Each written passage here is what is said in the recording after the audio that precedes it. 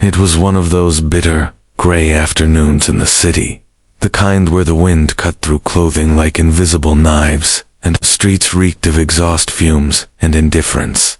The towering glass monolith of Lexman Industries cast a long shadow over the sidewalk, where a small ragged girl huddled near a bench, shivering under a threadbare hoodie, 2 sizes too small. Her name was Eliza, 12 years old, no family, no home, just a pair of tired eyes and a hunger that wasn't only for food. In her hands, she clutched a piece of torn notebook paper, the edges curled from dirt and moisture. Scribbled in uneven handwriting were the words, "will work for food." But even with her tiny frame and hopeful stare, no one stopped. Busy people walked past, eyes on their phones, their hearts long since hardened by the city's cruelty. Some scoffed, some rolled their eyes. Some didn't even see her at all. Just then, a sleek black SUV pulled up to the curb, its windows tinted, its chrome wheels catching the afternoon light. Inside sat a man who was practically a legend in the business world, Richard Lexman, CEO, billionaire, and cold-hearted tycoon. His reputation was built on mergers, ambition, and never letting emotions interfere with logic. Next to him in the back seat sat his son, Aiden, a pale angel-faced boy with thick brown hair and sad, silent eyes. He was 6 years old, and he hadn't spoken a single word in over 2 years. Not since his mother died in a tragic car accident. Richard had tried everything. Speech therapists, trauma counselors, private tutors, holistic healers. Nothing broke. Through the fortress Aiden had built around himself. The boy wasn't dumb, he was brilliant. But he was broken, and Richard, for all his billions, couldn't fix him. They were waiting for a valet. The world buzzed around them, and then Eliza walked straight up to the window. A security guard started to step in, but Richard, curious, rolled the window down just a crack. Sir, Eliza said, voice shaking from cold and nerves. If I can make your son talk, will you give me your leftovers? Richard raised an eyebrow. Excuse me. She stepped back nervously, but didn't give up. Your food, from lunch. If I can make him say something, anything. That's all I want. The leftovers. He stared at her for a long moment. You think you can do what teams of doctors, experts, and specialists couldn't? She gave a tiny nod, her eyes glowing with something he hadn't seen in years. Unfiltered hope. He laughed. A short, surprised, almost sad sound. Well, he said, if you pull that off, I'll give you more than leftovers. I'll give you whatever's in the trunk from our lunch at Royal View. You promise? I do, he said, not bothering to hide his skepticism. The guard looked at Richard, then at the girl. Richard waved a hand. Let her, Eliza, approached the car, slowly, cautiously.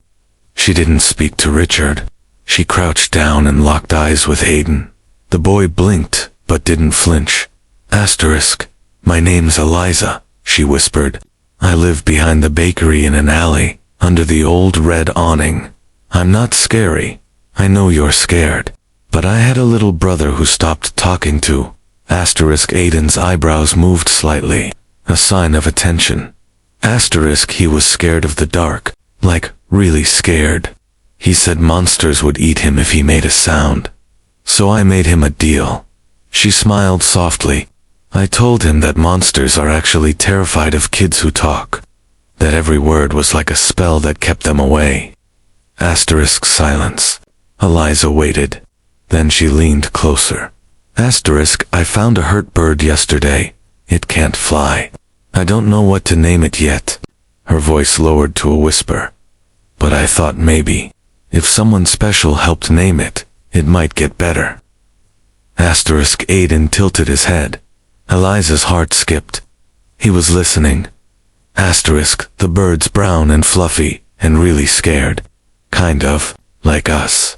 She waited, barely breathing. Aiden's lips twitched. Then, in the smallest, quietest voice Richard had ever heard, asterisk, feather, asterisk, the air seemed to stop. Eliza gasped, clapping a hand over her mouth. She turned to Richard. His eyes had widened, his jaw slack, disbelief etched across his face. Asterisk, Aiden, he choked out. Asterisk, the boy looked up at his father. Feather, he said again, louder this time. She needs help. Asterisk, Richard flung the door open and dropped to his knees on the pavement, grabbing Aiden's tiny hands in his dot. Asterisk, you're talking, he whispered, eyes wet. My boy, you're talking? Asterisk, the people on the street had stopped. Drivers were honking. A security guard stood frozen, and Eliza just stood there, stunned, afraid this was some fragile dream.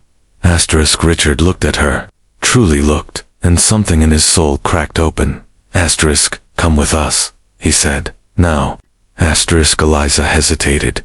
But, the bird asterisk will bring Feather, too. Asterisk, as the car pulled away, with Eliza nestled in beside Aiden, sharing stories about how Feather liked to chirp when the sun hit the alley just right. Richard stared at her in awe. He didn't understand it yet, but he knew one thing for sure. This girl had just done the impossible, and it cost him nothing but a box of leftovers.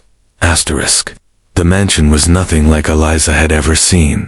Gleaming marble floors stretched endlessly, and glass chandeliers floated like crystals in the clouds. Every room echoed softly, like the building itself was holding its breath.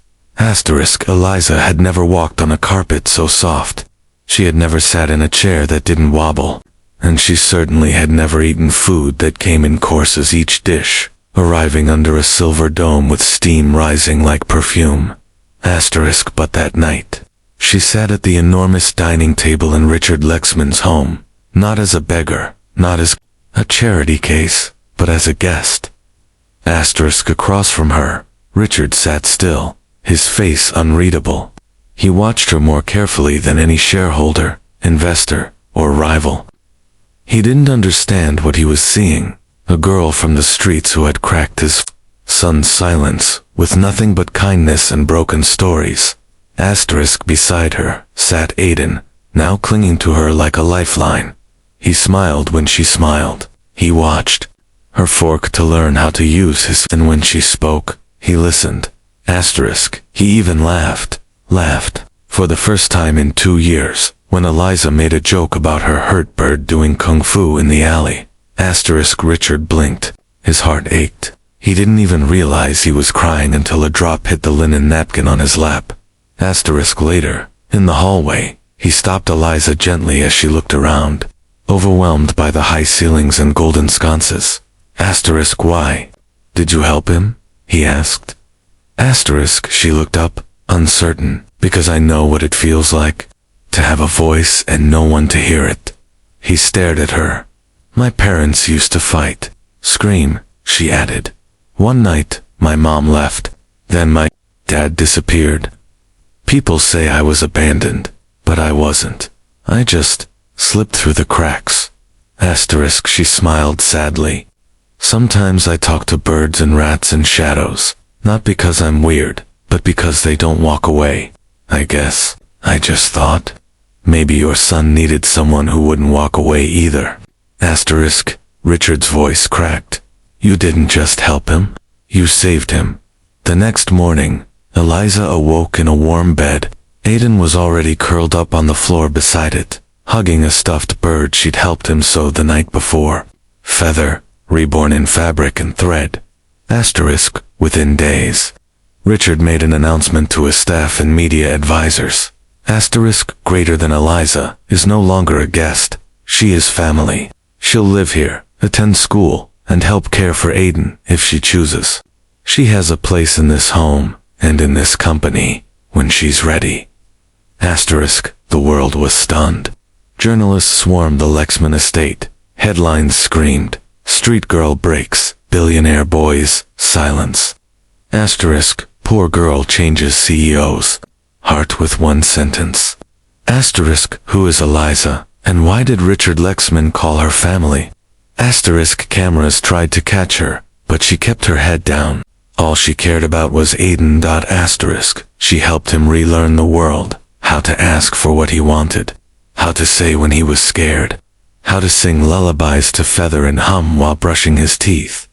Therapists, who had once sat in silence, now studied Eliza like a miracle. But she didn't believe in that asterisk. It wasn't magic. She said simply, it was love. 2 years later, the grand ballroom at the Royal Hope Foundation was filled with people in tuxedos and ball gowns, sipping champagne and writing checks for charity.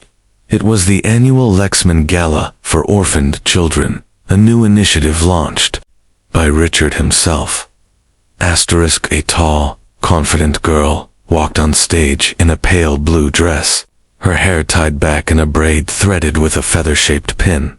It was Eliza, not the ragged, hungry girl from the sidewalk, but the poised young woman who now ran a literacy program for abandoned kids like her. The audience went silent. Then a boy, now 8 and beaming with pride, ran up beside her and grabbed the mic. This is Eliza, Aiden said, grinning. She's not just my friend. She's the reason I speak. She's my hero. The applause thundered. Richard Lexman stood backstage, hands trembling as he watched the girl who had changed his life. A reporter asked him afterward, "Did you really offer her just leftovers?" He smiled. "That was the deal. But what she gave us was everything." GB